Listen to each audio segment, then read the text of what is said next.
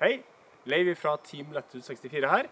Dynamic Disk har nettopp kommet med en ny driver.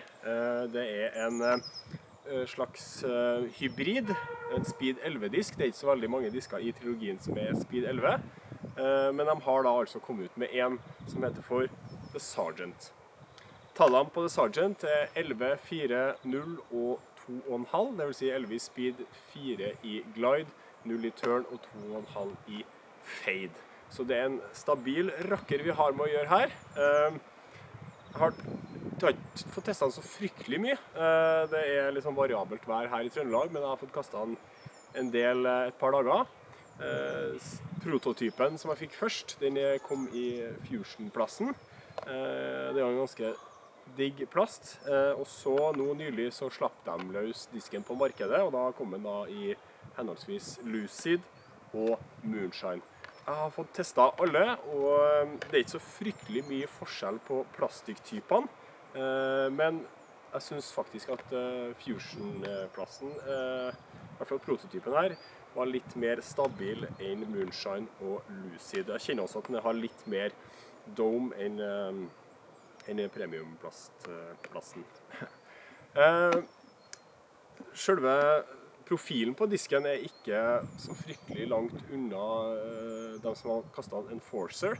Den er faktisk 0,1 cm under på alle punkter, både diameter, rimdybde og rimhøyde. Så hvis du liker å holde en Enforcer i hånda, så vil du definitivt like å holde en Sergeant i hånda.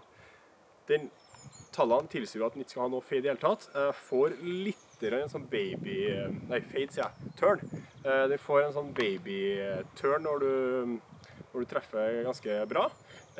Den dumper ikke i faden, den glir og fader, sånn fremover fade. I bagen min så passer Sergeant perfekt imellom musket og Enforcer. Jeg bruker musket når jeg skal langt rett fram, og så bruker jeg Enforcer hvis jeg skal være sikker på at jeg får en fade eller at det er motvind.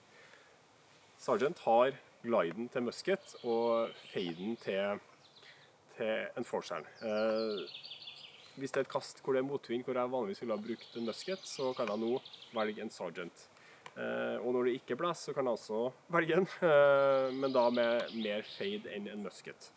Jeg har også testet den med forehand, og jeg har ikke noe drøy forehand-hånd, men likevel så fikk jeg en god del lengde med den, kontroll, og den fadet på slutten. Så det er, ja, fantastisk. Som jeg nevnte innledningsvis, så er det minimum med forskjell i oppførsel på de forskjellige plasttypene. Derfor så lander jeg på at Moonshine blir da den som går i bagen. Litt flatere topp på den, og så litt mykere plast, og så selvfølgelig lyser den i mørket. Det er jo en added value, som man sier. Så jeg gleder meg til å gå løs på forhåpentligvis en veldig hektisk høstsesong med en Sergeant i bagen. Og selvfølgelig jeg anbefaler at du også tester den ut. Få kjøpt på proveshopper i Norge, og Guru Disc Golf eller Latitude på internetten. Så ut og kast disk, test gjerne Sergeant, og hold avstand.